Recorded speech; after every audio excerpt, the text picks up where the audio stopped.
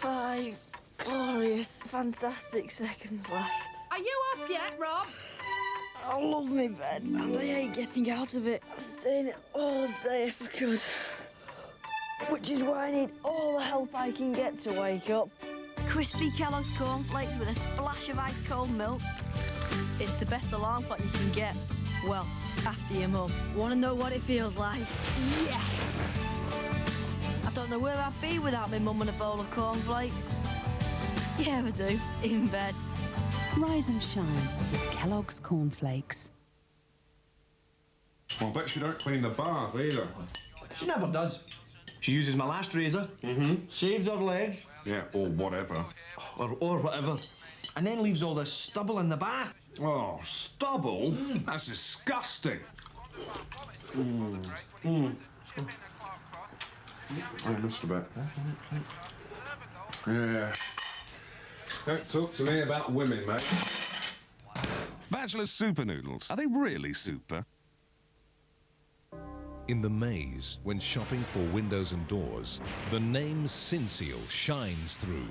Synseal manufactures over 200 miles of PVCU profile every week. Produced to British standards, this turns into thousands of windows and doors. You can't buy from Synseal direct, but you can from hundreds of Synseal suppliers nationwide. That means big company quality with local service and value. Synseal, the heart of a good window.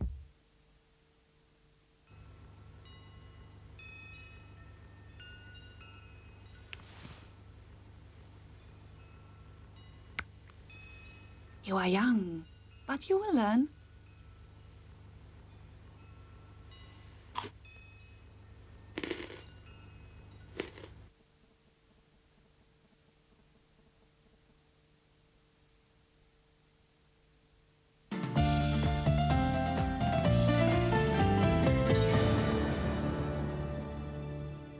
Welcome back. You may remember last week's story of the courage of the former policeman Ken Moss. He was blinded in a crash caused by a car thief, but he refused to be beaten by his injuries. Tonight, we're catching up with another determined character who made the news. Norman Laws is one of our most politically committed pensioners, and certainly no pushover. Back in the early 90s, the introduction of the poll tax led to some of the most violent demonstrations ever seen on the streets of London. Loathed by many who regarded it as an unjust burden on the poor and the disadvantaged, the poll tax was eventually scrapped, but not before scenes like these had burned themselves into the public consciousness. In provincial cities like Newcastle, feelings also ran high, and one man in particular became a cipher for the struggle against the poll tax. Norman Laws, then 73 years old, just wouldn't pay. Inevitably, after many warnings from the courts, he was sent to prison. He served 7 months in Durham jail and emerged defiant. Out of the jaws of death, out of the mouth of hell, if the council get their fingers on. Today, aged 78, Norman Laws is still campaigning. Here, surrounded by union memorabilia in Newcastle's Trades Council building, he bashes out letters protesting about anything from animal rights and the environment to the choice of music on his favourite radio station, Classic FM. The rebellious outlook established itself early on in Norman's life. Well, when I was very young, I was more or less kept in cotton wool compared to a lot of other people. But when I did join the army, I think that woke me up to a lot of the facts of life. So I used to go to the libraries and get all sorts of way out. You'd call them way out books these days, I suppose. All the rebels who ever wrote anything about anything. Ethel Manning, even on religion, even that came into the category of trying to find out how things ticked. Now, you were most famous of all, of course, in recent years for your stand against the poll tax. Can you tell me how that came about? Well, some said infamous. Infamous. How did it come about?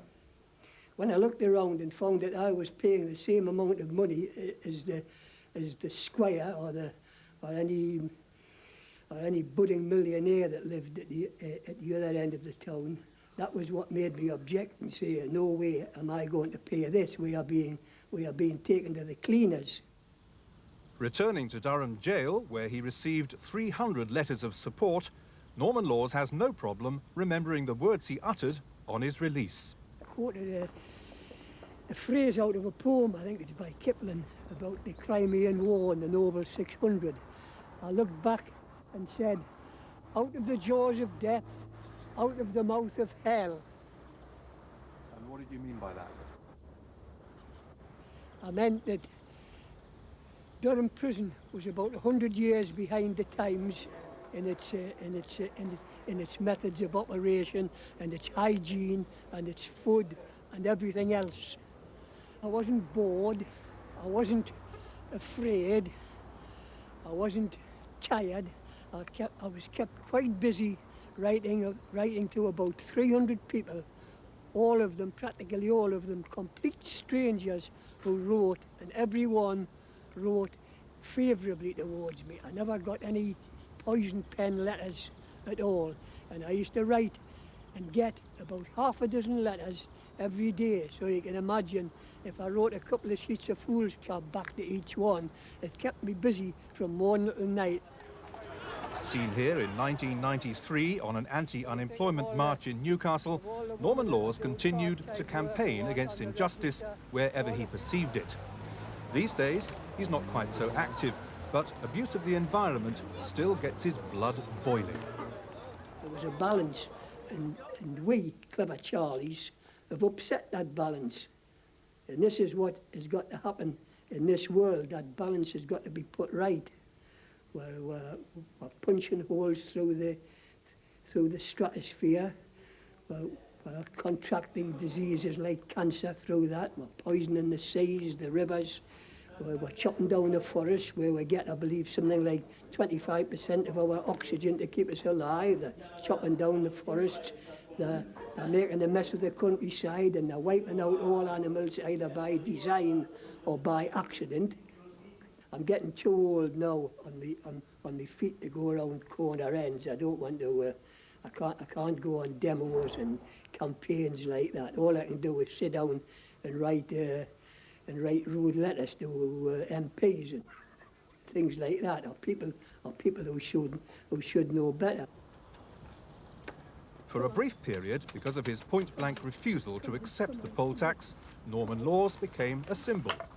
Today, he cares for his invalid wife at their home in Hebburn, South Tyneside, and looks after his beloved cats.